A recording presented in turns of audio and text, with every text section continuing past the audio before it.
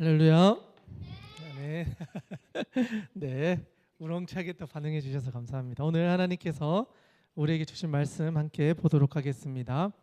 누가복음 19장 1절에서 10절까지의 말씀입니다. 누가복음 19장 1절에서 10절까지의 말씀을 우리 다 같이 한 목소리로 하나님의 말씀을 함께 봉독하겠습니다. 예수께서 여리고로 들어가 지나가시더라. 삭개오라 이름하는 자가 있으니 세리장이요 또한 부자라.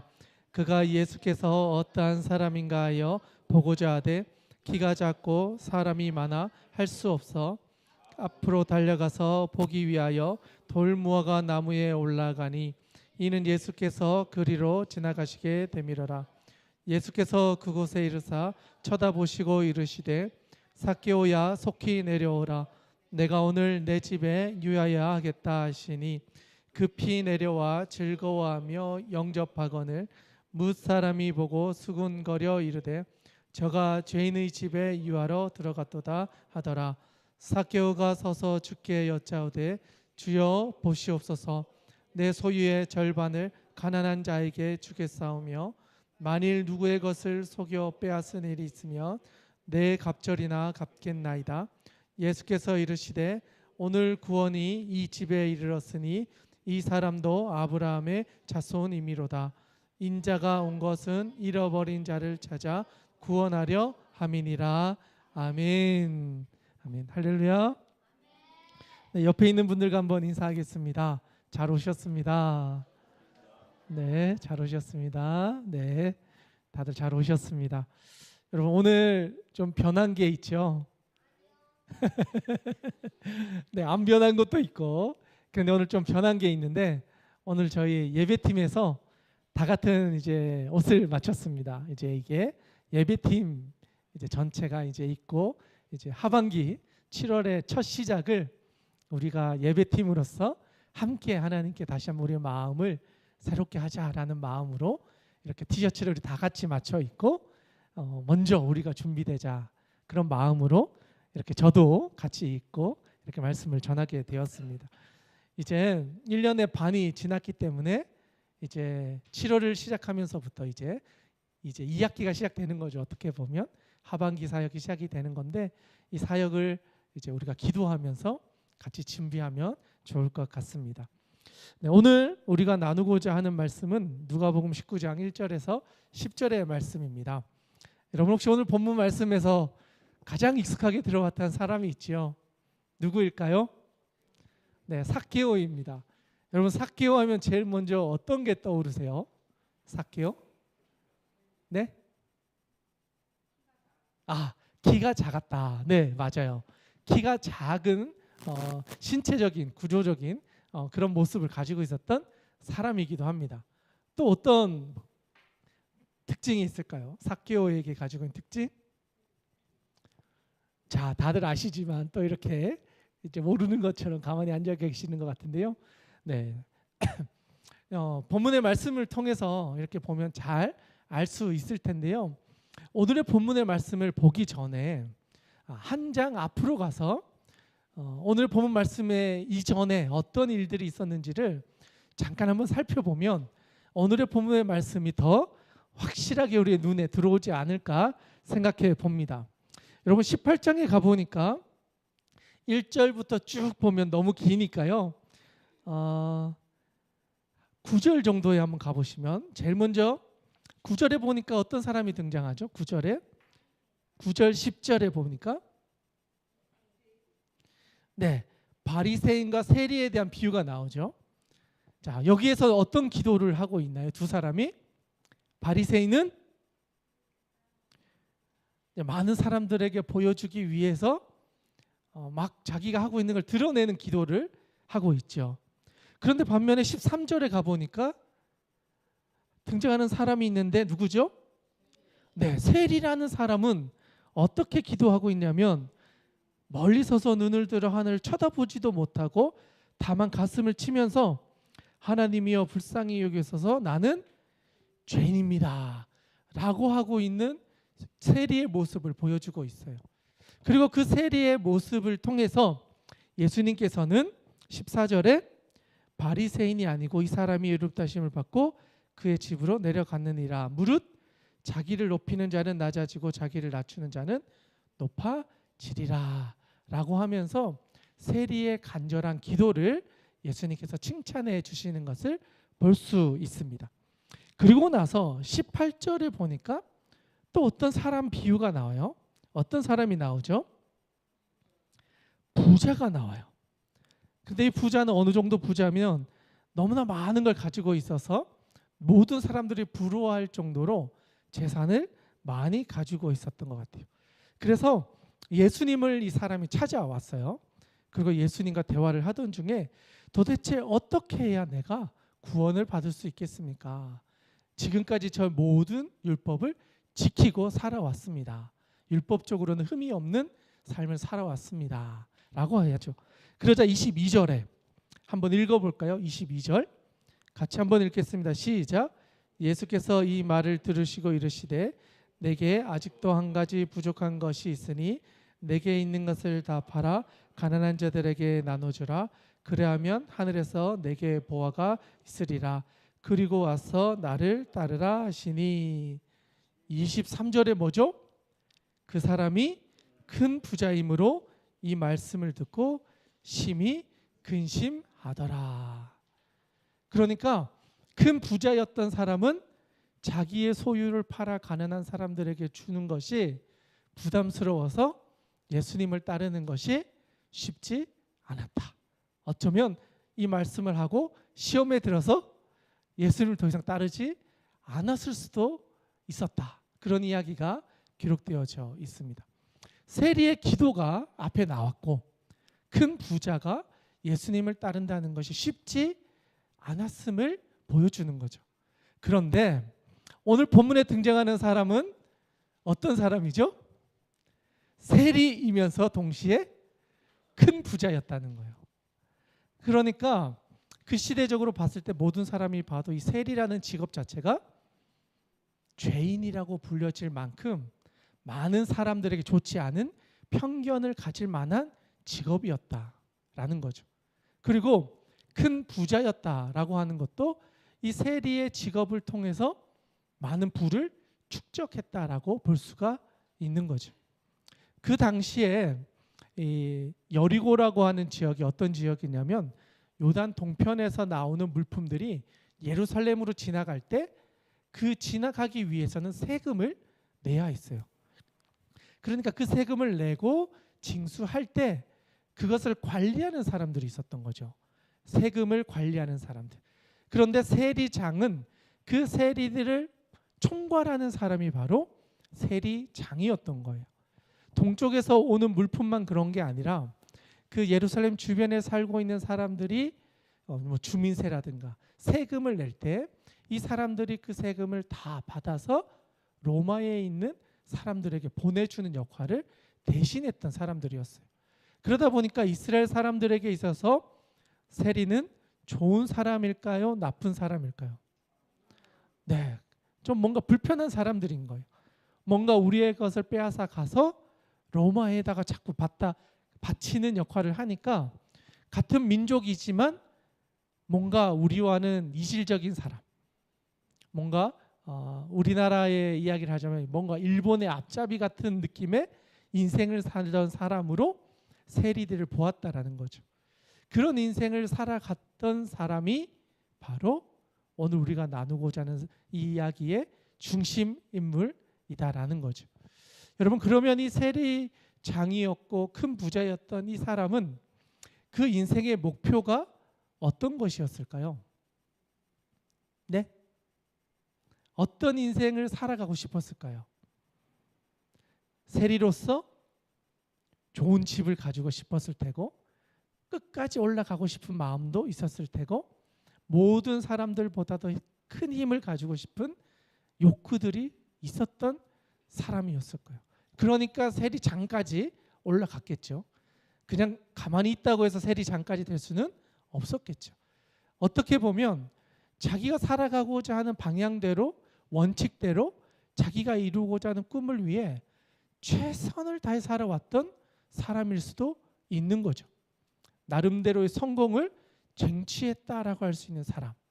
그런데 여러분, 이런 사람의 심령 가운데 완벽하게 채워지지 못하는 그 내면의 공허함과 허전함과 어떤 것으로도 해결할 수 없었던 문제가 있었던 거예요.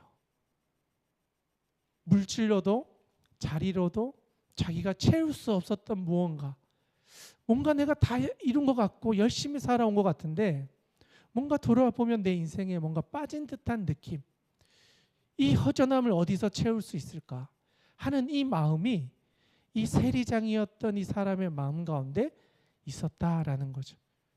그러던 중에 어떤 날인 거죠. 주변에 있는 사람들을 통해서 어떤 인물에 대한 소식을 듣게 됩니다. 15장 1절에 가보면 한번 찾아보면 좋겠는데요. 15장 1절. 자, 15장 1절만 한번 읽어볼게요. 시작. 모든 세리와 죄인들이 말씀을 들으러 가까이 나아오니. 자, 어떤 사람이 왔다 그러죠? 세리와 죄인들이 모였대요. 그런데 모인 자리에서 예수님께서 어떤 이야기를 하셨죠? 잃어버린 양 이야기를 하셨어요.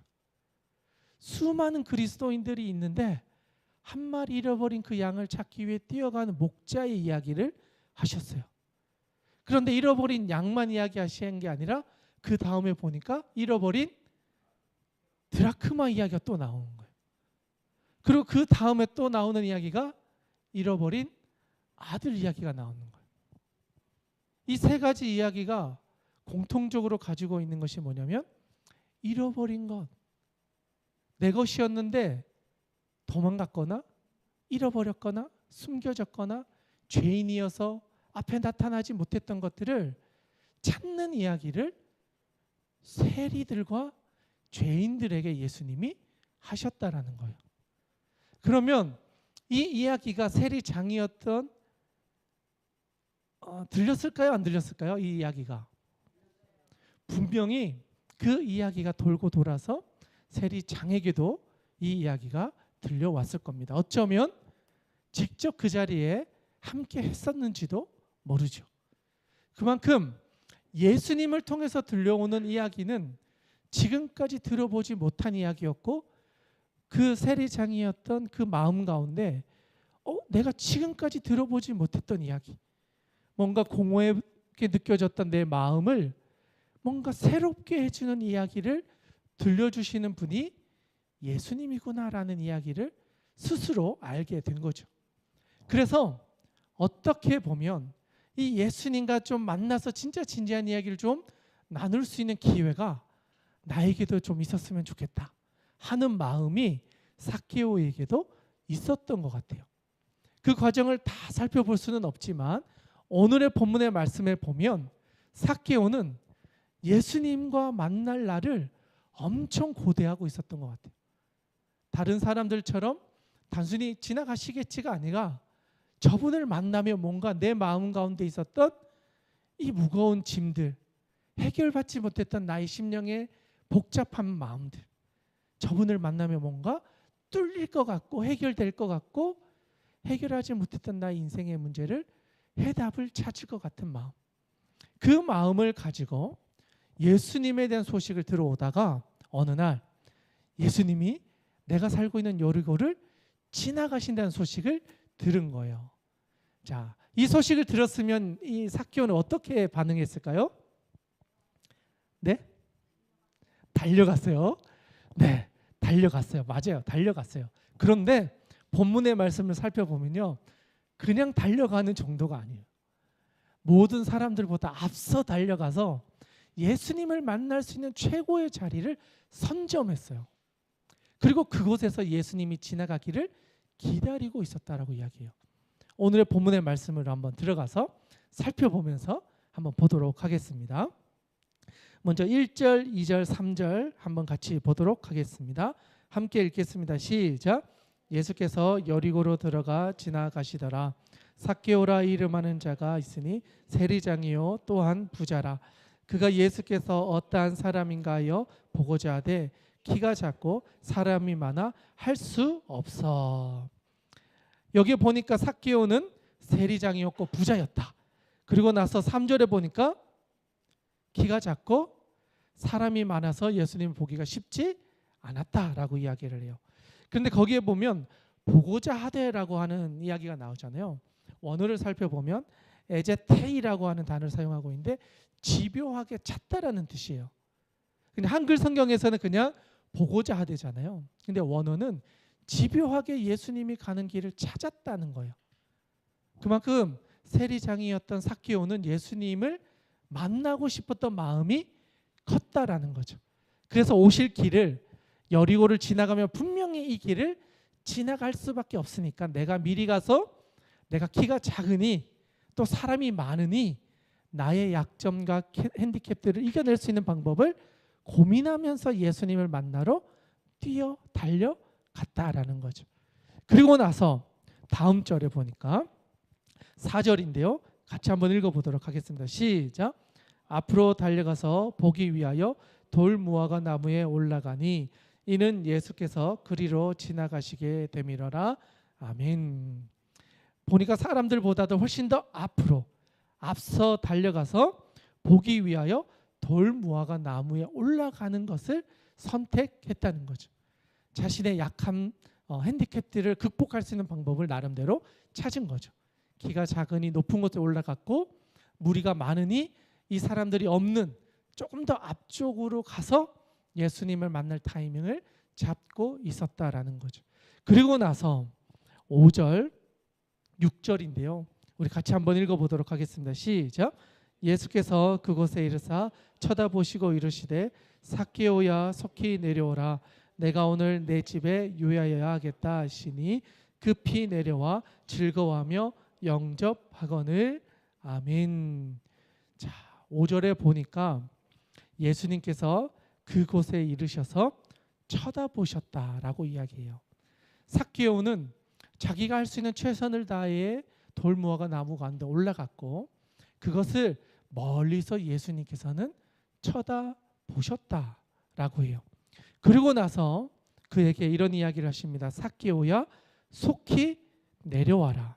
내가 오늘 내 집에 유하여야 하겠다. 여러분 뭔가 좀 입장이 좀 바뀌어 있는 것 같지 않으신가요? 본문에 보면 누가 주인인 것 같아요? 삭개오가 주인인가요? 예수님이 주인인가요? 예수님이 주인인가요? 뭔가 집에 초대하는 걸 봤을 때는 삭개오가 자기 집에 예수님을 초대해야 되는 거잖아요. 그런데 지금 상황은 오히려 반대로 예수님이 삭개오를 초대하는 것 같아요. 그냥 설명을 들었을 때는 삭개오 집에 예수님이 가시는 건데 이야기를 들었을 때는 예수님이 삭개오를 초대하는 거예요. 똑같은 이야기 같지만 이 주도권이 삭개오에게 있는 게 아니라 예수님께 있다는 것을 발견하게 돼요. 예수님께서 삭개오를 찾으셔서 구원하게 하시려고 그 나무 위에 올라가 있는 삭개오를 쳐다보시고 그를 부르셨다라는 거죠. 어쩌면 삭개오 입장에서는 자기의 이름을 갑자기 부르시는 예수님이 당황스러웠을 수도 있어요. 처음 만났는데 내 이름을 알고 삭개오야 라고 부르셨고 속히 내려와라. 내가 오늘 너의 집에 유하여야겠다 말씀하시는 거죠. 분명히 자기 집인데 예수님이 자기를 초대하고 있는 이 상황이 이해되지는 않았을 거예요. 그런데 예수님의 부르심 앞에 급히 내려오라는 그 말씀 앞에 바로 내려와서 그 예수님을 만나서 기뻐하고 그분을 만나서 영접하고 있는 모습을 보여주고 있다라는 사실이에요. 저는 이 본문의 말씀을 이렇게 살펴보면서 예수님을 만났을 때 일어나는 변화가 바로 이러한 모습이구나라는 것을 알게 되었습니다. 우리가요, 이 세상을 살아가면서 예수님을 찾아요. 그런데 우리가 찾는다고 해서 예수님을 만날 수 있을까요? 우리는 우리의 연약함을 가지고 있어요. 누군가는 키가 작고 사람이 많아서 환경적인 것을 볼 수도 있어요. 또는 나의 약점을 볼 수도 있어요. 주님, 저 같은 죄인이, 저 같은 인생을 살아왔던 사람이 어떻게 주님을 만날 수 있겠습니까? 어쩌면 나의 약점들 때문에 주님 앞에 나아가는 것이 두려울 수도 있어요. 조금 전에 우리가 보았던 것처럼 세리의 기도처럼 내 인생이 망가지고 더 이상 소망이 없어서 주님 앞에 기도하는 것조차 부끄러워 엎드려 하늘을 쳐다보지 못하고 눈물을 흘리며 가슴을 치며 죄인입니다. 저를 그냥 긍휼히 여겨주세요. 제가 할 수 있는 것 이거밖에 없습니다. 라고 외치는 그 세리와 같은 그 마음으로 기도하는 사람이 우리인지도 모릅니다. 나의 약함과 나의 부족함과 내가 살아가고 있는 환경들, 나보다 크고 많은 사람들이 모여있는 환경적인 이 환경을 내가 뚫고 나갈 힘이 없습니다. 저로서는 답이 없습니다. 그런 상황에 놓여 있는 우리들의 현실 앞에 주님은 찾아오셔서 우리를 쳐다보시고 우리를 부르신다는 거예요. 병화야, 연찬아, 용희야. 하나님께서 우리를 찾아오셔서 우리를 부르신다는 거예요. 너의 부족함과 너의 연약함과 네가 죄인이라는 거 하나님이 이미 다 알고 계세요. 우리의 힘으로 우리의 인생을 해결해 나갈 수 없다는 것을 알고 계세요. 그런데도 주님은 우리를 찾아오셔서 우리를 부르십니다. 하나님의 놀라운 은혜인 것이죠. 오늘 이 자리에 있는 여러분들에게도 예수님은 이렇게 찾아오셨습니다. 여러분을 부르시고 여러분의 어떠한 상황에 있다 할지라도 여러분 스스로가 자신을 어떻게 여긴다 할지라도 주님은 우리를 존귀한 존재로 우리를 바라보시며 우리를 찾고 계시고 우리를 부르셔서 세워주십니다. 바라기는 오늘 이 자리에 있는 여러분들의 삶의 자리가 어떻든지 나의 자존감이 무너지고 나의 상황이 어떠하고 내가 가지고 있는 모든 것들이 밑바닥을 찍고 있다 할지라도 하나님은 여러분을 찾아오셔서 여러분을 부르시고 내가 너의 마음 가운데 너의 가정 가운데 너의 직장 가운데 너의 사업 가운데 내가 너와 함께하기를 원한다. 말씀하실 때 급히 바로 그 말씀 앞에 순종하며 즐거워하며 하나님 앞에 나아가시면 하나님께서 그곳에서 놀라운 역사를 이루어 주실 것입니다. 여러분의 10년 가운데 가정 가운데 직장 가운데 삶의 자리 가운데 그런 놀라운 은혜가 나타나기를 주님의 이름으로 축원드립니다. 삭개오의 인생 가운데도 그랬습니다. 삭개오가 자신의 이름을 부르며 내가 너희 집에 유하여겠다 하셨을 때 급히 내려와서 예수님을 기뻐하며 자기의 집으로 환대하기 시작합니다. 그리고 나서 또 놀라운 일들이 일어납니다. 7절부터 9절까지 한번 읽어보도록 하겠습니다. 시작. 뭇사람이 보고 수군결을 이르되 저가 죄인의 집에 유하러 들어갔도다 하더라. 삭개오가 서서 주께 여짜오되 주여 보시옵소서 내 소유의 절반을 가난한 자들에게 주겠사오며 만일 누구의 것을 속여 빼앗은 일이 있으면 내 갑절이나 갚겠나이다. 예수께서 이르시되 오늘 구원이 이 집에 이르렀으니 이 사람도 아브라함의 자손이미로다. 아멘. 이러한 삭개오의 변화를 바라보면서 뭇 사람들은 수군거리며 어떻게 예수님이 죄인의 집에 들어갈 수 있느냐라고 하며 비난 섞인 이야기를 합니다. 그런데 삭개오는 전혀 다른 모습으로 예수님을 환대하고 있어요. 그리고 그 자신의 결단을 고백하는데 8절 후반절에 보면 이렇게 고백합니다. 주여 보시옵소서 내 소유의 절반을 가난한 자들에게 주겠사오며 만일 누구의 것을 속여 빼앗은 일이 있다면 내 갑절이나 갚겠습니다. 여러분 이게 어느 정도의 결단인지 좀 느껴지십니까? 내 소유의 절반을 가난한 자들에게 주고 속여 빼앗은 것이 있다면 내가 4배나 배상하겠습니다. 이거는 사실 정말 불가능한 일에 가까운 결단이라 할 수 있을 것 같아요. 조금 전에 이 본문 전에 나왔던 이야기 중에 부자 청년 이야기가 나왔잖아요. 그가 근심했던 가장 중요한 게 뭐였죠? 재물이 많아서 예수님께서 따라오라, 나를 따르라 했을 때 근심했어요. 내가 가장 좋아하고 사랑하고 아끼는 그 재물을 포기할 수 없었던 거예요. 이게 내 삶에 더 중요한데 예수님 이걸 포기하라는 거예요. 내 인생의 주도권이 하나님께 있는 게 아니라 나에게 있어서 내가 가장 좋아하고 소중하게 여기고 우선순위였던 그 재물을 포기할 수 없었던 거죠. 그러니까 예수님이 2순위, 3순위 어쩌면 그 순위에 들지 못했기 때문에 예수님을 따르는 게 불편한 거예요. 내 삶의 주인은 나. 내 삶의 가장 1순위는 재물이야. 그런 인생을 살았기 때문에 주님의 부르심이 불편했고 그런 인생을 살지 못하겠습니다라는 마음을 가지고 있었기 때문에 부자 청년은 예수님의 제자가 되는 기회를 놓쳐버리고 말았던 것이죠. 그런데 오늘 이 사람도 큰 부자였어요. 어쩌면 앞에 나온 사람들보다 더 부자였을 수도 있어요. 세리장이었으면 얼마나 큰 돈을 모았겠어요, 그 당시에.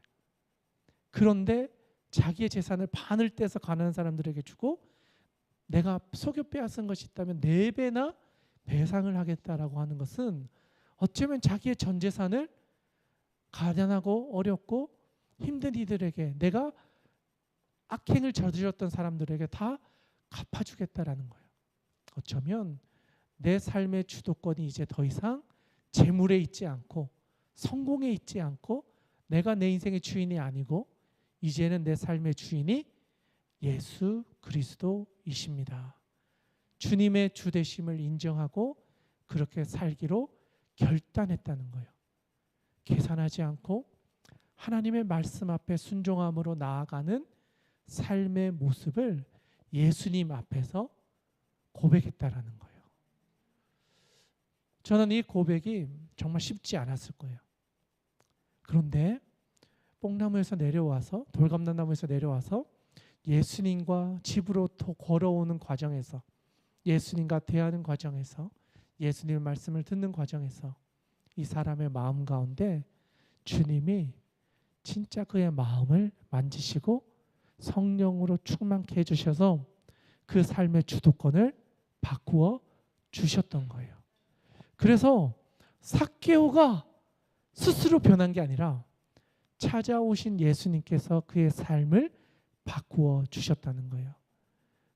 바라기는 오늘 이 자리에 있는 여러분들의 인생 가운데도 찾아오신 주님께서 여러분의 인생의 방향을 바꾸셔서 내가 성공이라고 생각했던 인생이 아니라 하나님이 기뻐하시는 하나님의 나라를 이루어가는 일에 나를 사용해 주십시오. 그것을 위해서 나에게 재물도 주시고 명예도 주시고 환경도 열어주시고 사람도 붙여주셔서 세상의 성공이 아니라 하나님의 나라를 이루어가는 예수 그리스도의 제자가 되게 해 주시옵소서. 이 고백이 여러분들의 입술을 통해서 고백되어질 뿐 아니라 여러분의 삶의 자리에도 결단으로 행동으로 옮겨지는 은혜가 있기를 원합니다. 삭개오는 그것을 예수님 앞에서 고백한 것입니다. 그리고 나서 예수님께서는요, 내가 왜 이 땅에 왔는가에 대해서 확실한 결론을 말씀하여 주셨습니다. 마지막 절인데요, 10절의 말씀 같이 한번 읽겠습니다. 시작. 인자가 온 것은 잃어버린 자를 찾아 구원하려 함이니라. 아멘. 예수님께서는 이 땅에 오셨습니다. 그런데 왜 오셨냐면 잃어버렸던 자들을 찾기 위해 오셨습니다. 그런데 찾기만 하시는 것이 아니라 찾아서 구원하기 위해 오셨다라는 사실입니다. 그렇기 때문에 예수님께서는 갈릴리에서 예루살렘으로 올라오는 이 상경기 본문 가운데 잃어버린 사람을 다 찾아다니셨어요. 가난한 사람들, 마음에 상처 있는 여인을, 내가 죄인임을 고백하고 있는 세리를, 버려졌던 것 같은 인생을 살았던 사람들, 앞을 보지 못했던 맹인 같은 인생을 살았던 사람들, 세상에서 누구도 인정받지 못했던, 어쩌면 사람 취급받지 못했던 잃어버린 그 영혼들을 예수님이 직접 가셔서 찾으셨고 그들에게 구원을 베풀어 주셨다라는 사실이에요. 예수님은 그때나 지금이나 동일하게 오늘 이 시간에도 잃어버린 영혼을 찾고 계십니다. 또한 그 영혼을 구원하고 계십니다. 찾아서 구원하시는 역사가 2000년 전에만 있는 것이 아니라 오늘 이 시대에도, 우리가 살아가는 삶의 자리에서도, 여러분의 가정에서도, 여러분이 살아가는 삶의 자리에서도 동일하게 일하고 계십니다. 우리는 삭개오처럼 주님, 저를 불러주셔서 너무 감사합니다. 너무 기쁩니다. 저를 통해서 일해 주십시오. 제가 하나님의 나라를 위해서 내가 가장 소중하게 여겼던 것을 하나님께 드리겠습니다. 시간과 정성과 내 삶의 열정과 내가 할 수 있는 것을 하나님께 드립니다. 이것을 통해 하나님의 나라를 이루어 주시옵소서. 그것을 위해 저를 하나님께 드리겠습니다. 고백할 때 하나님께서는 그 간절함의 마음 가운데 더 큰 역사로 응답하여 주실 것입니다. 오늘을 살아가는 여러분의 인생 가운데 그 간절한 고백 가운데 살아 역사하시는 하나님의 은혜가, 놀라운 역사가 임할 줄로 믿습니다. 여러분의 인생 가운데 그런 하나님을 경험하고 살아가는 주와길교회 모든 성도들, 또 온라인으로 예배하는 모든 분들에게 임할 수 있기를 주님의 이름으로 축원드립니다. 함께 기도하겠습니다. 하나님 아버지, 오늘 우리 삭개오의 삶을 돌아보았습니다. 이 세상 가운데 자신의 성공을 위해 살아갔던, 열심히 삶을 살았던 그가 주님을 만나고 자기의 모든 것들을 주님께 드리며 주님의 나라를 위해 헌신하게 되는 것을 보았습니다. 하나님, 우리에게도 우리의 삶의 주도권이 주님께로 바뀌어지게 하여 주시고, 우리가 살아가고자 했던 방향이 세상에서의 성공이 아니라 하나님의 나라를 바라볼 수 있는 새로운 시선을 우리에게도 허락하여 주시옵소서. 그리하여 세상을 사랑하는 인생이 아니라 하나님의 나라를 사모함으로 주님의 뜻을 이루기 위하여 우리의 모든 달란트를 사용할 수 있는 충성된, 착하고 충성된 종으로 세움받게 하여 주시옵소서. 우리의 인생 가운데 함께하여 주시는 우리 구주 예수님의 이름으로 감사하며 기도드리옵나이다. 아멘. 이 시간 우리 같이 좀 기도하며